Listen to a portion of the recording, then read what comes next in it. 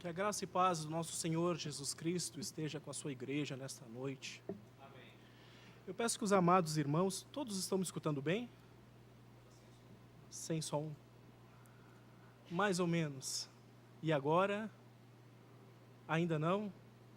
Vou cantar aqui, então, enquanto o pessoal vai arrumando o som. Agora melhorou. Não querem me ouvir cantando. Tudo bem. Eu peço que os irmãos abram suas Bíblias no Evangelho de Mateus, capítulo 25. Farei a leitura do versículo 31 até o versículo 46. Mateus, capítulo 25, versículo 31 até o versículo 46.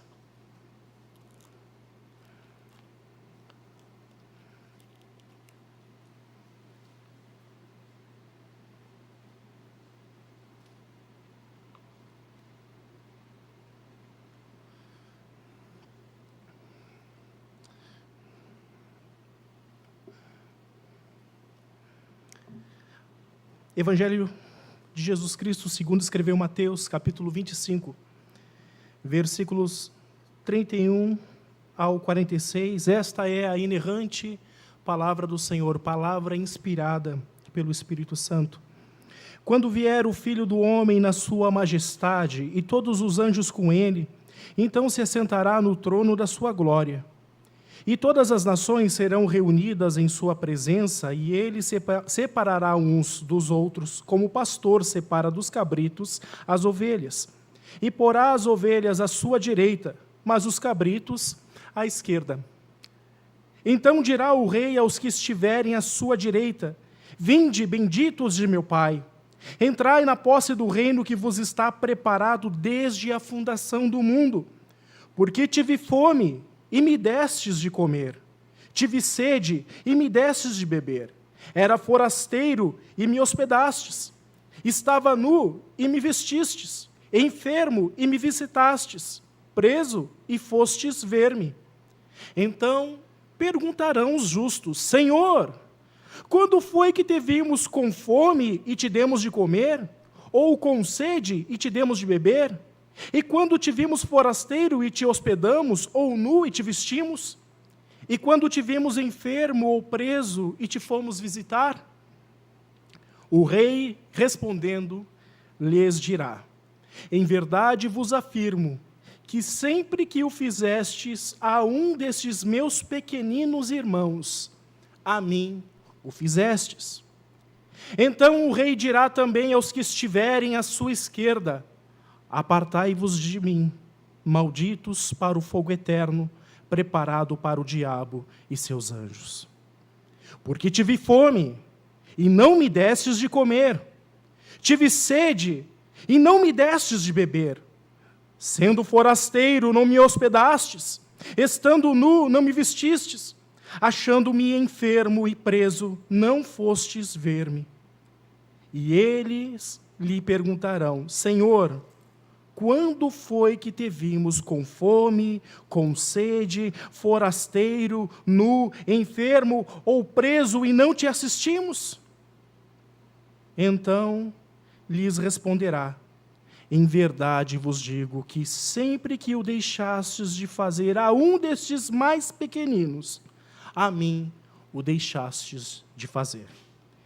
E irão estes para o castigo eterno, porém os justos para a vida eterna.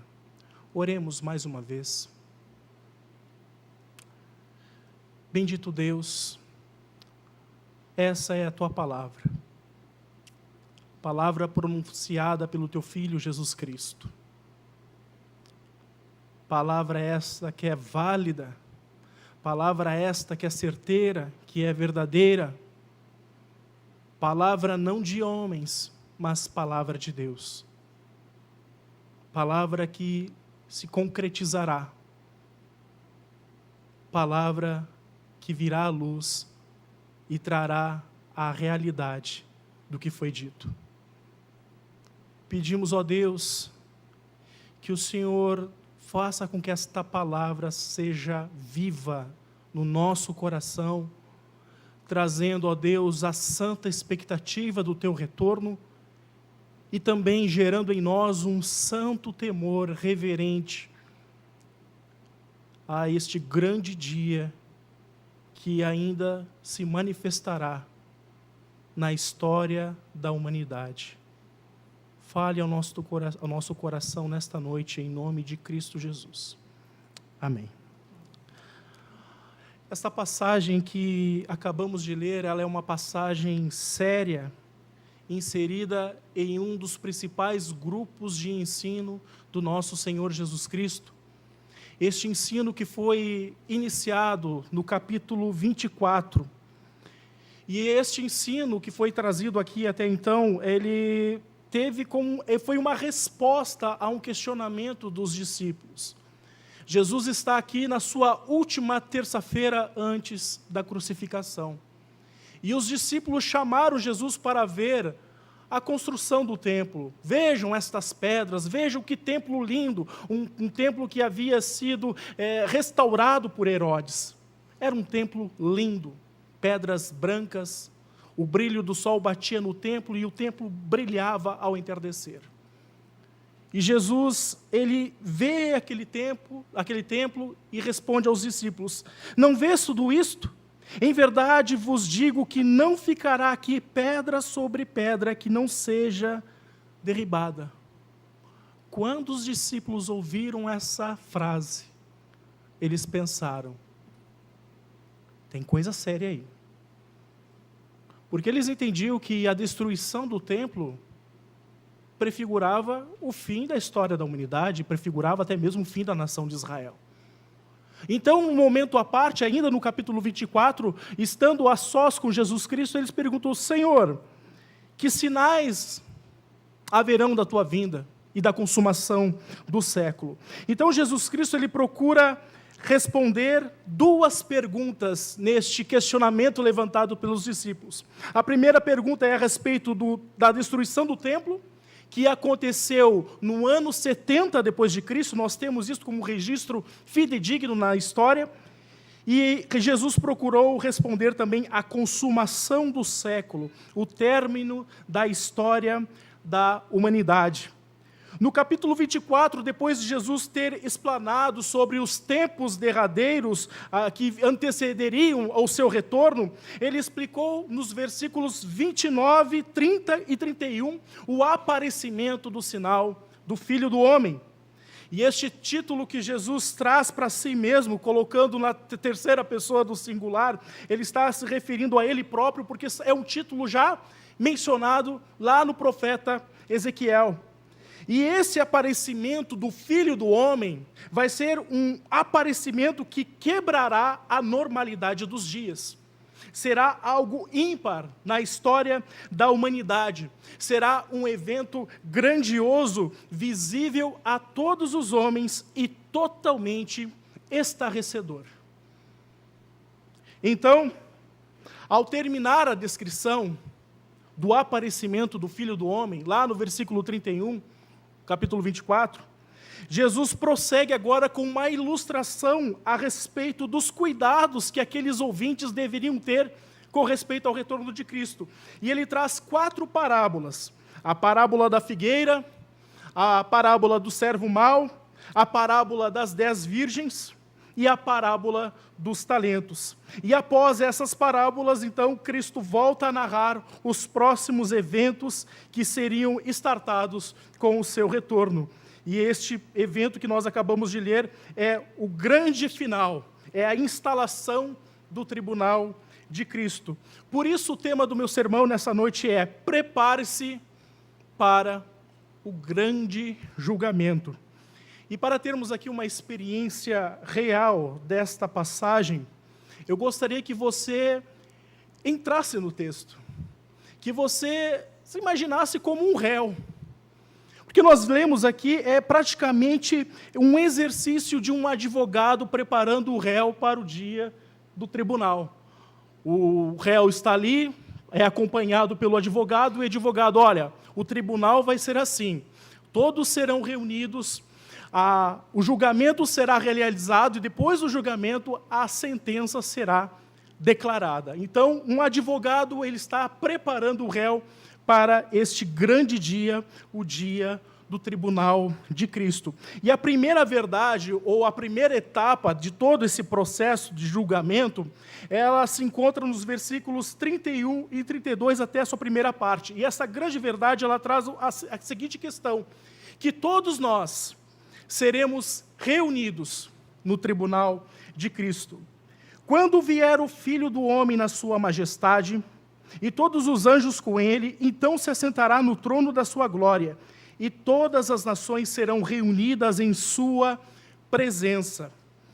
Quando vier o Filho do Homem na sua majestade. A palavra majestade aqui, ela também é traduzida como glória. É a mesma palavra usada para o trono da sua glória.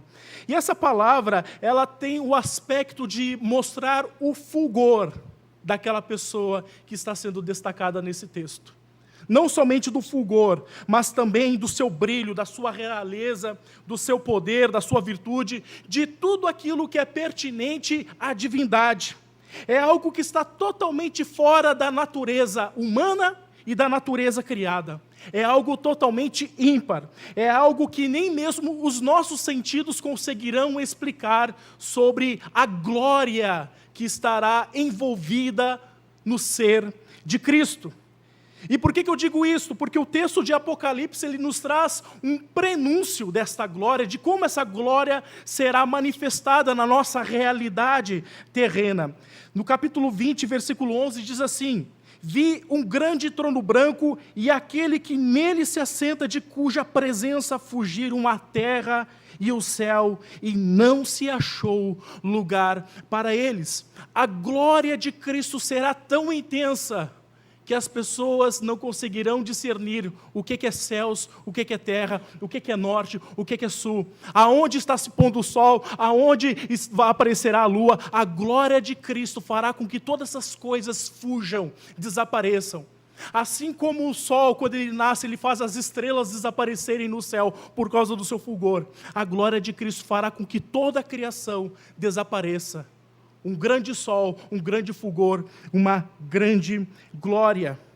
O Senhor virá também com todos os seus anjos, e aqui é uma espécie de comitiva divina, de uma comitiva real, para mostrar ao lado vencido quem realmente é o lado vencedor. Quando Cristo se manifestar com seus anjos, ele não levantará espadas para dizer, vamos à guerra, para mostrar que eu sou vencedor.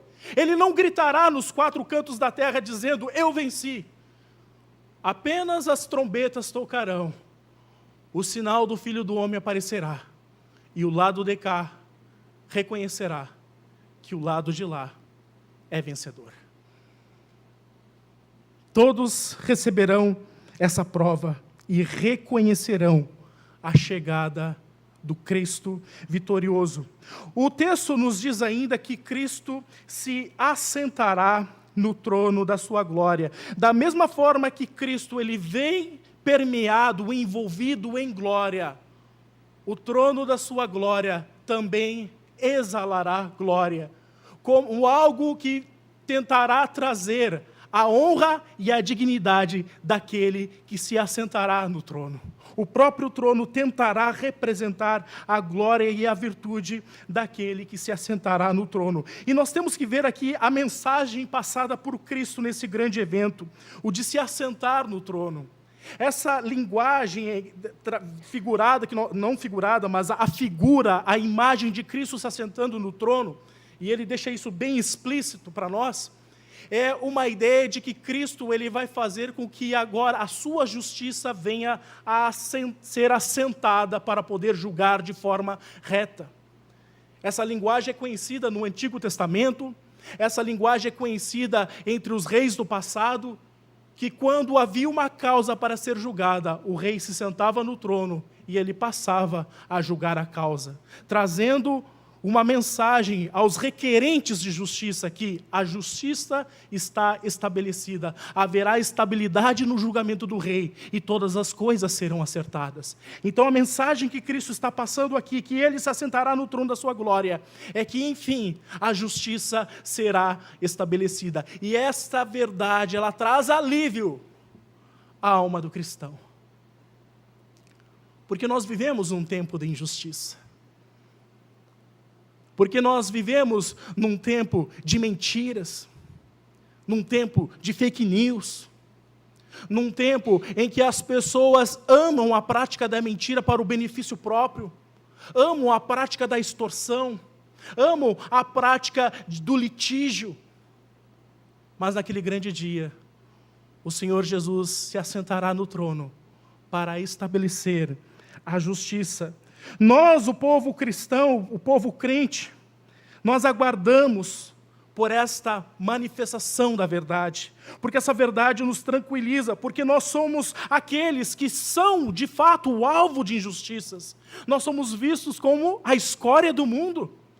Nós somos vistos como aqueles profetas que apontam as imoralidades, mas um profeta que é visto como alguém que deveria ser morto, que deveria ser calado. Nós somos aqueles que retêm a instalação da libertinagem, da imoralidade. Você pode ver isso, por exemplo, ao fazer uma prova para ingressar num mestrado, numa faculdade muito conceituada. Se você disser que é crente, que é cristão, barreiras serão levantadas para que você não exerça o curso. Porque cristão é visto como retrógrado, como atrasado, como alguém que é conservador e que não pode ser bem aceito na nossa comunidade. Mas naquele grande dia, a justiça será assentada, a imoralidade será tratada. E os crentes que antes traziam o contraste entre a santificação e a imoralidade do mundo, naquele grande dia, será colocado em xeque todas as percepções do mundo. E a justiça será estabelecida, e ela, enfim, reinará. Agora, veja comigo o versículo 32. E todas as nações serão reunidas em sua presença. O que significa todas as nações? A palavra etnia, ou etnos. O que significa isto? Quem está inserido aqui nessas nações? Será somente representações? No capítulo anterior, versículo 30, capítulo 24, versículo 30, traz um pouquinho mais de luz a respeito dessa passagem. Então aparecerá no céu o sinal do Filho do Homem, e todos os povos da terra se lamentarão e verão o Filho do Homem vindo sobre as nuvens do céu, com poder e muita glória. Então, o evento do aparecimento de Cristo no céu será não somente para aqueles que estarão aqui e que contemplarão aquele grande dia, mas a Bíblia diz mais, que aqueles que estão envolvidos, como todas as nações ditas aqui no versículo 32, não são somente os vivos que estarão aqui, mas também os mortos. Ainda em Apocalipse, no capítulo 20, versículos 12 e 13, o apóstolo João traz algo a mais sobre essa verdade. Vi também os mortos, os grandes e os pequenos, postos em pé, diante do trono. Então se abriram livros, e ainda outro livro, o livro da vida, foi aberto. E os mortos foram julgados segundo as suas obras, conforme o que se achava escrito nos livros. Deu o mar os mortos que nele estavam. A morte e o além entregaram os mortos que neles havia, e foram julgados um por um, segundo as suas obras. Então, todas as nações, no versículo 32, está abarcando, desde o primeiro homem que surgiu, Adão, até o último homem gerado pela humanidade. Todos serão apresentados diante do imponente tribunal de Cristo. Agora, reparem o seguinte, o tempo verbal aqui da palavra, do trecho serão reunidos. A palavra reunidos aqui, ela está na voz passiva. O que quer dizer isso? Ela está mostrando que o sujeito, que aqui é todas as nações, está recebendo a ação do verbo. Não é as nações estão se reunindo para serem encontradas diante do trono, mas sim, as nações serão reunidas. Está falando de uma força externa reunindo as nações. Não está falando aqui de comprometimento das nações em estarem diante do trono. Não está falando aqui de voluntariado. Não está falando de nada disso. Mas está dizendo que as nações serão reunidas. E essa verdade, ela precisa ser bem pautada no nosso coração. Porque talvez tenha alguém aqui nessa noite que recebeu vários convites, teve várias oportunidades para render a sua vida a Cristo. E você talvez tenha pensado que você tem a liberdade de escolher entre Cristo ou não. Amado, eu quero te dizer uma coisa nessa noite. O chamado de Cristo é uma convocação solene. Não existe não para Cristo. A linguagem é a linguagem do exército, é baixar a cabeça e dizer sim, Senhor. Ainda que você diga não para todas as oportunidades que você tenha, todas as vezes que você escutou o Evangelho, todas as vezes que alguém testemunhou a respeito de Cristo, ainda que você diga não para todas elas, haverá uma segunda chamada.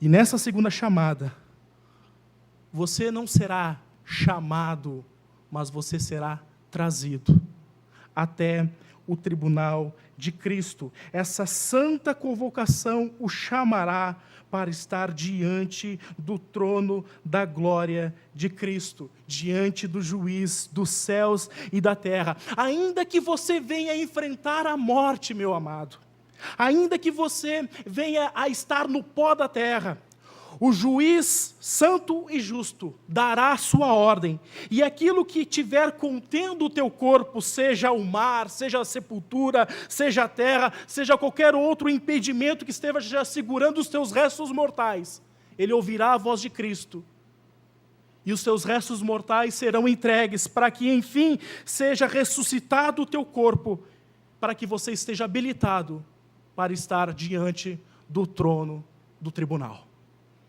Ainda que o teu corpo tenha se transformado em cinzas, a palavra de Cristo reunirá cada molécula, cada partícula que pertence ao teu corpo, para que você seja ressuscitado e esteja de pé diante do trono do Cordeiro de Deus. Ressuscitado diante do trono, não haverá escapatória, ninguém fugirá de Cristo naquele grande dia. Todos nós seremos reunidos. A segunda verdade que o texto nos mostra é que além de sermos naquele grande dia reunidos diante do trono para sermos julgados, nós também seremos além de reunidos, seremos também julgados. Essa é a segunda verdade. No versículo 32, na sequência, na segunda parte, e no versículo 33, nos é dito o seguinte: e ele separará uns dos outros, como o pastor separa dos cabritos as ovelhas, e porá as ovelhas à sua direita, mas os cabritos à esquerda. A figura de um pastor aqui, separando as ovelhas dos cabritos, ela era muito comum na cultura local, e ela é bem comum no Antigo Testamento. Um texto que Jesus tomou emprestado aqui para poder usar essa ilustração é o texto de Ezequiel, no capítulo 34, versículos 17, 18 e 19, falando do povo judeu que está no exílio, na Babilônia. E o que ele diz lá? Ele diz o seguinte: quanto a vós outros, ó ovelhas minhas, assim diz o Senhor Deus, eis que julgarei entre ovelhas e ovelhas, entre carneiros e bodes. Acaso não vos basta a boa pastagem, a vez de pisar aos pés o resto do vosso pasto? E não vos basta o terdes bebido as águas claras, a vez de turvar o resto com os pés? Quanto às minhas ovelhas, elas pastam o que haveis pisado com os pés e bebem o que haveis turvado com os pés. E a característica que Jesus quer trazer aqui não é somente de animais de um rebanho, mas a principal característica que o Senhor quer mostrar é de um povo que está interessado no bem-estar dos outros e um povo que não está nem aí para o seu próximo. De alguém que está preocupado somente com o seu bem-estar. Ele está mostrando aqui que alguns animais ali do rebanho estavam fartos da pastagem. E por se verem fartos, o que eles faziam com o restante da pastagem? Pisavam em cima. Ó, toma aqui, ó, pastinho pisado por mim.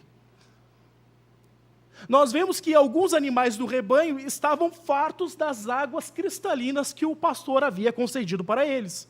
Por estarem fartos, o que eles deixavam para as outras ovelhas? Aguinha barrenta.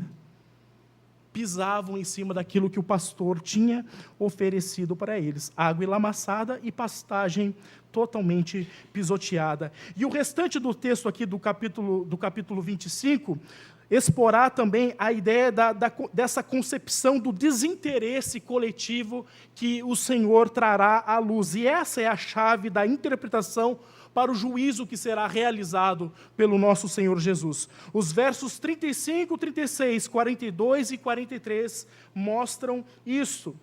Estava nu e não me vestistes, estava enfermo e não fostes me visitar. Esta é a linguagem aqui. O gabarito que o Senhor Jesus utilizará para julgar os homens é naquilo em que nós fomos útil ao nosso próximo ou não. E nós temos que tirar alguns erros de interpretação aqui desta passagem. Nesses versículos aqui que nós acabamos de mostrar, há 6 tipos de ações descritas: saciar a fome, saciar a sede, dar abrigo ao forasteiro, vestir aquele que está carente de roupas, visitar os enfermos e visitar os presos. E nós precisamos entender que Jesus não está falando de assistencialismo, porque algumas pessoas pegam essa passagem do texto, isolam do restante das Escrituras e usam isso como uma bandeira, como um ato redentivo. A humanidade precisa de roupa, precisa de alimento, a humanidade precisa de remédios para que ela seja cada vez melhor. Nós devemos saber que o único capaz de trazer redenção à humanidade não é o assistencialismo, mas sim o nosso Senhor Jesus Cristo.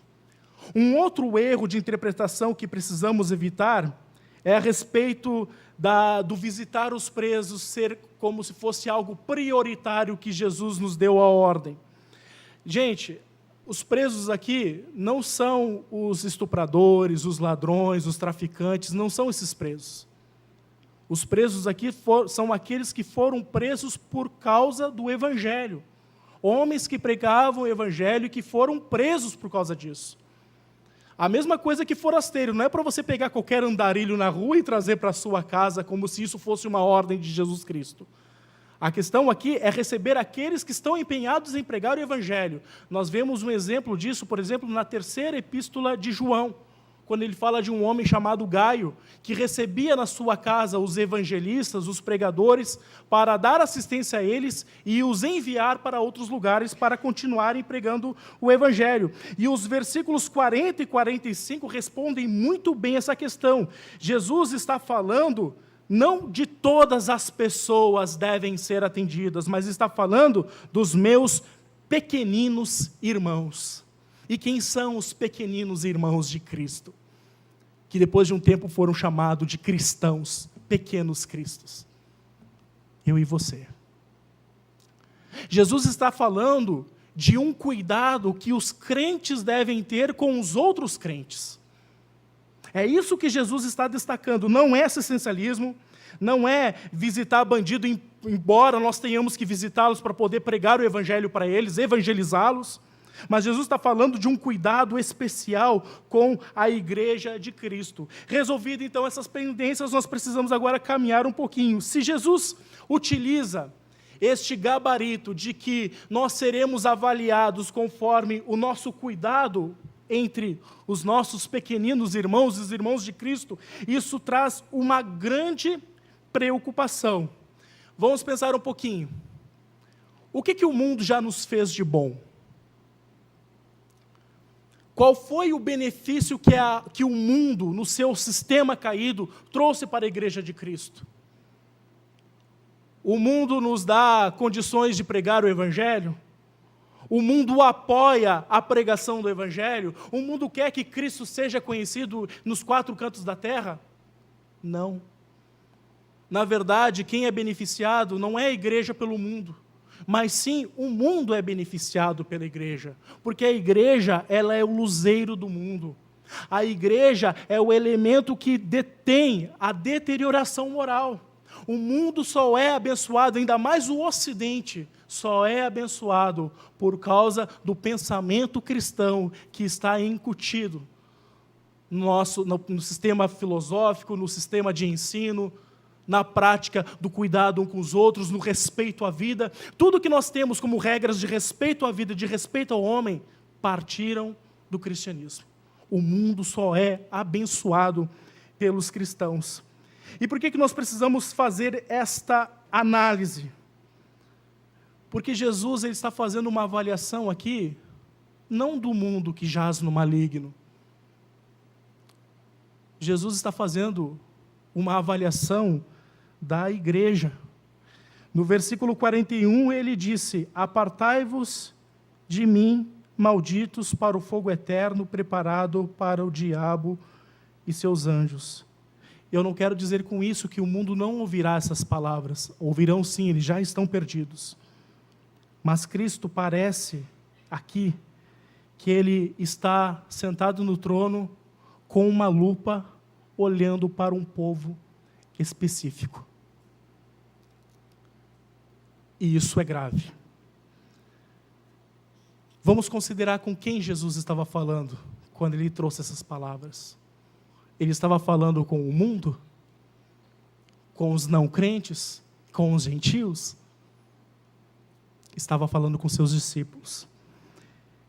E esta fala é carregada de alertas. Quando Jesus usou emprestado a ilustração das ovelhas e cabritos, ele estava usando uma ilustração usada por Ezequiel, aplicada ao povo de Deus lá na Babilônia. A palavra não estava aplicada à Babilônia, mas sim aos judeus, ao povo de Deus. Quando Jesus trouxe as 4 parábolas anteriores a esta passagem que nós lemos, ele está emitindo vários alertas. Vigiai, prestem atenção, vigiem, vigiem. O Senhor virá para acertar as contas com seus servos. Ele está falando não com o mundo, está falando com crentes. E a história que se torna a dobradiça para entrarmos aqui no versículo 31 é a parábola dos talentos.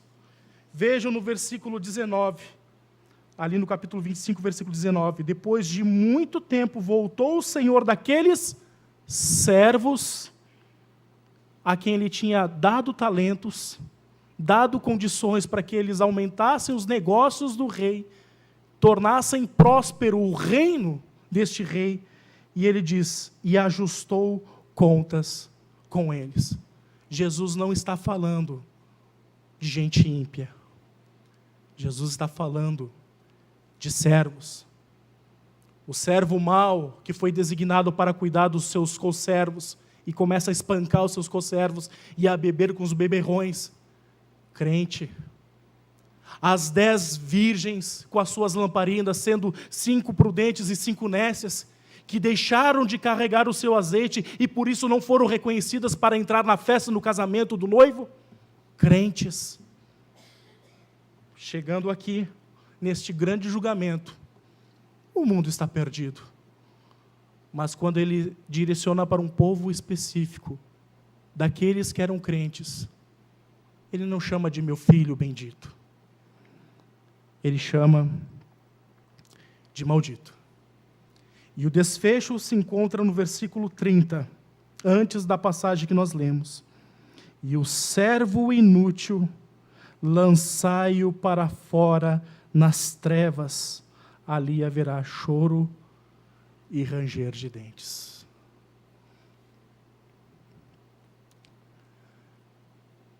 Jesus chama um mesmo de maldito. E eu espero, tenho orado a Deus, para que você esteja trazendo esse questionamento no teu coração.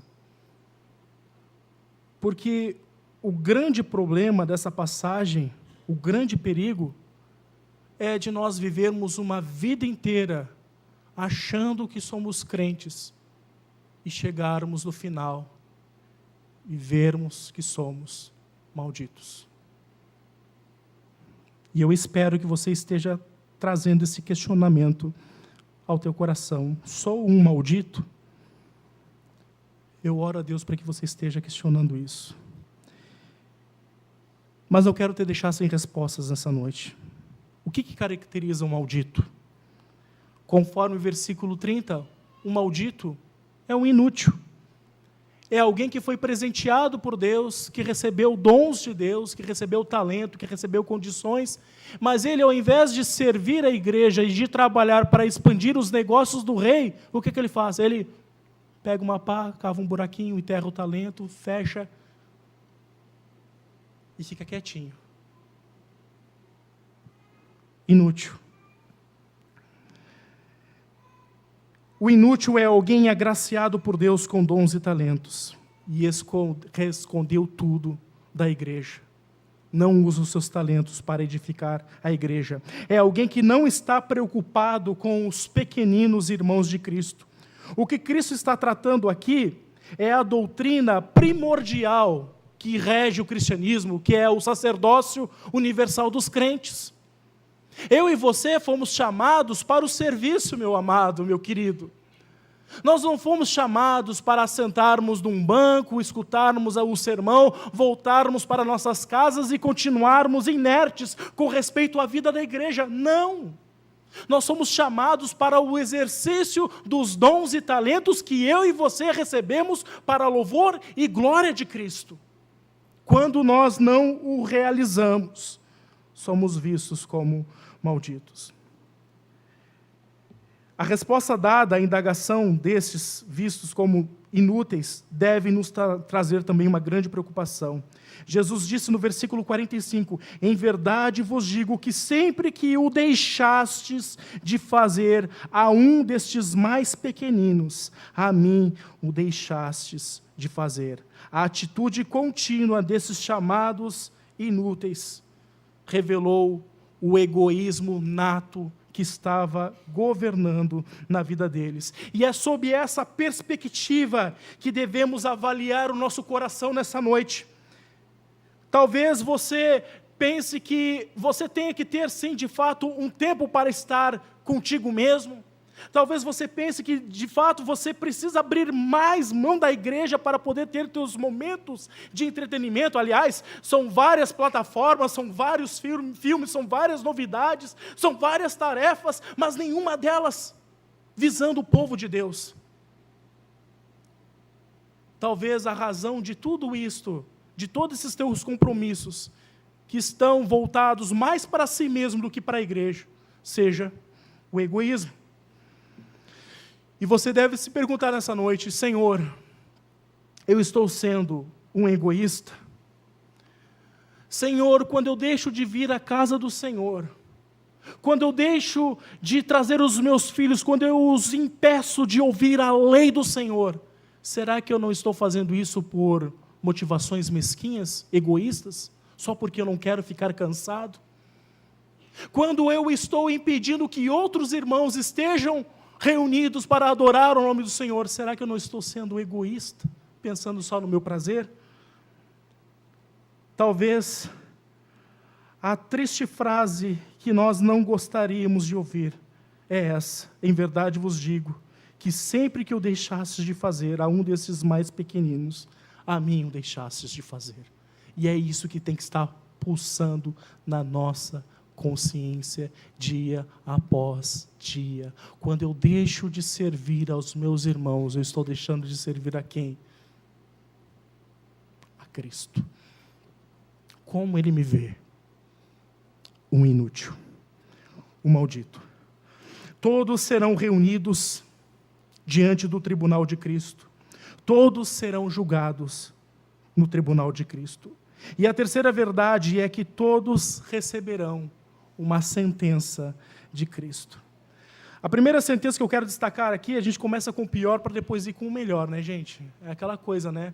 É que nem remédio, né? Você toma o remédio amargo para depois comer um docinho para tirar o amargor da boca. Mas a primeira sentença que eu quero destacar, fugindo aqui um pouco aqui da ordem, é que os malditos, eles receberão a sentença. A sentença deles, conforme o versículo 46, é irem para o castigo eterno.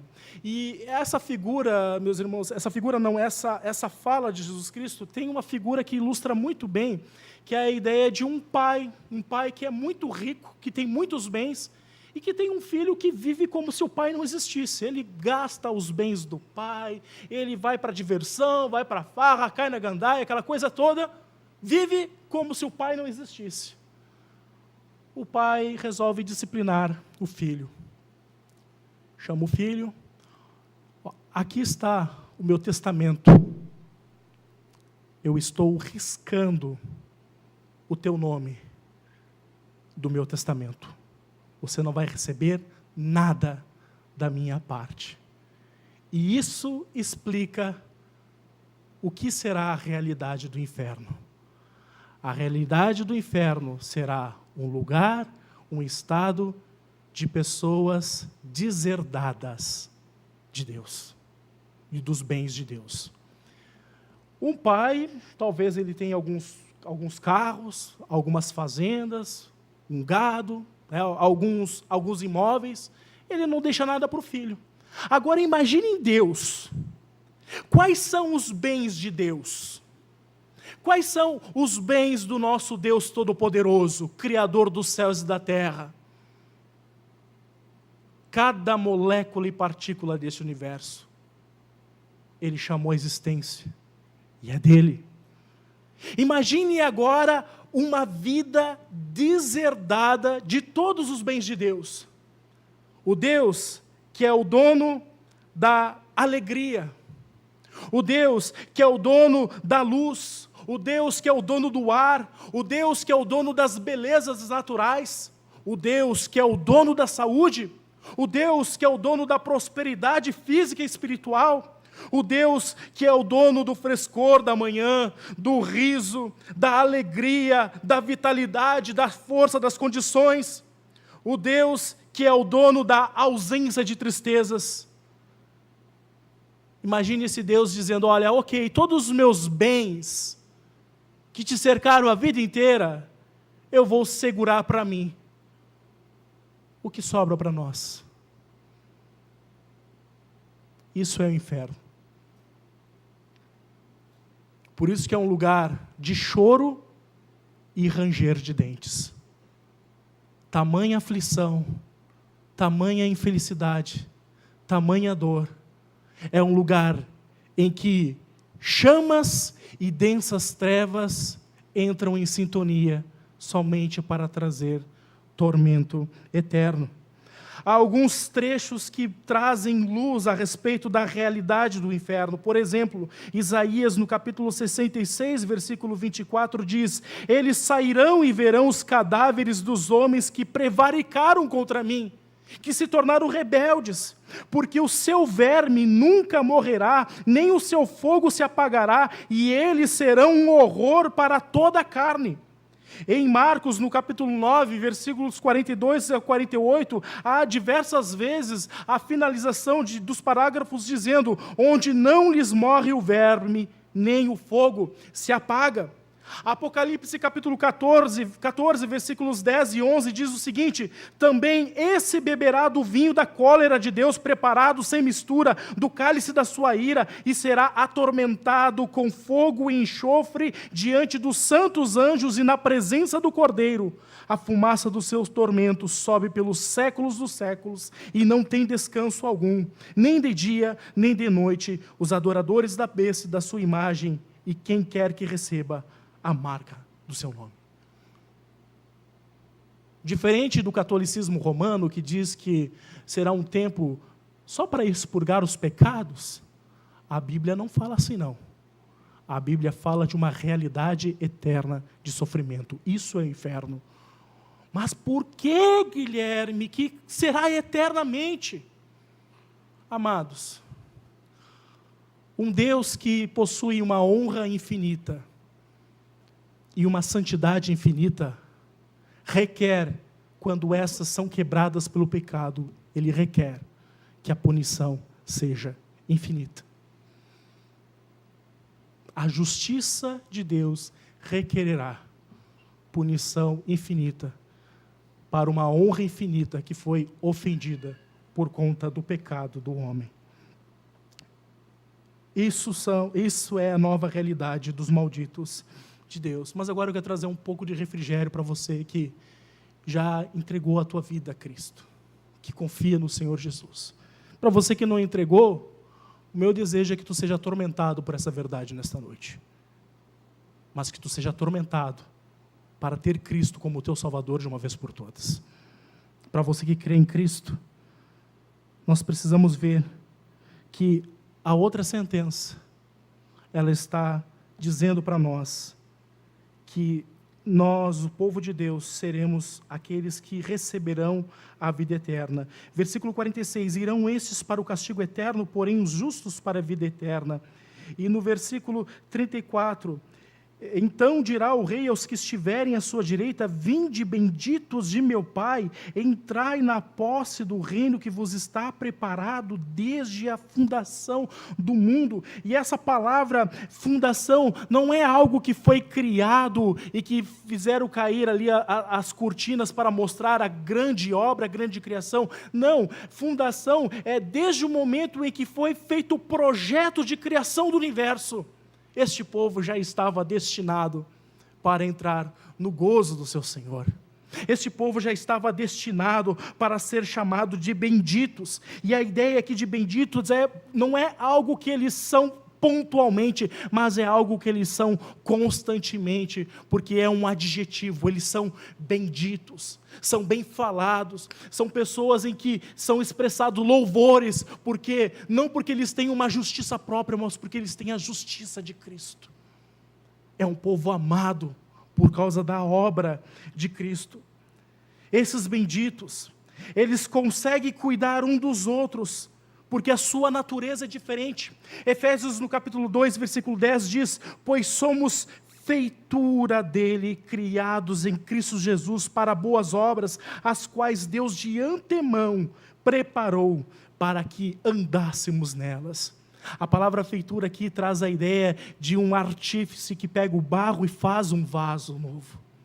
É a ideia do próprio Deus usando o poder utilizado na criação para fazer um crente, um adorador, para reconstruir um eleito criado em Cristo Jesus. Ou seja, o poder que estava trazendo luz ao universo é o mesmo poder que traz vida ao nosso coração. Eles são feituras de Deus, criados em Cristo para as boas obras. E por que Ele cuida um dos outros? Porque isso agora passa a ser natural da vida dele. Quando Cristo olhar do céu, do seu trono, Ele só vai constatar aquilo que é natural de um nascido de novo. É por isso que nós precisamos questionar: o que nós fazemos para Cristo é com naturalidade? É um desejo colocado por Cristo no meu coração? Ou é apenas facultativo e é só uma moda, só uma onda que amanhã ou depois eu vou deixar de fazer para ter as minhas férias eclesiais? é algo que faz parte da vida do cristão.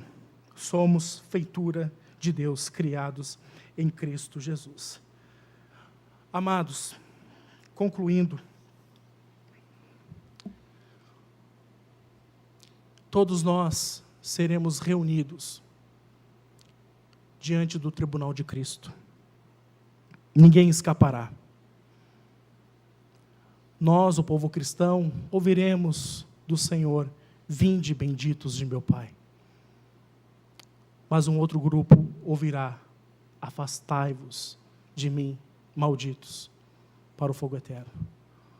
O que nós precisamos avaliar nesta noite é: sou eu um bendito ou sou eu um maldito? Como que eu avalio isso, Guilherme? Olhando como eu tenho servido a igreja de Cristo. Então eu te digo nesta noite: envolva-se mais com a igreja de Cristo, porque quando você deixa de estar envolvido com ela, você não estará servindo ao Cristo que te capacitou para servi-la.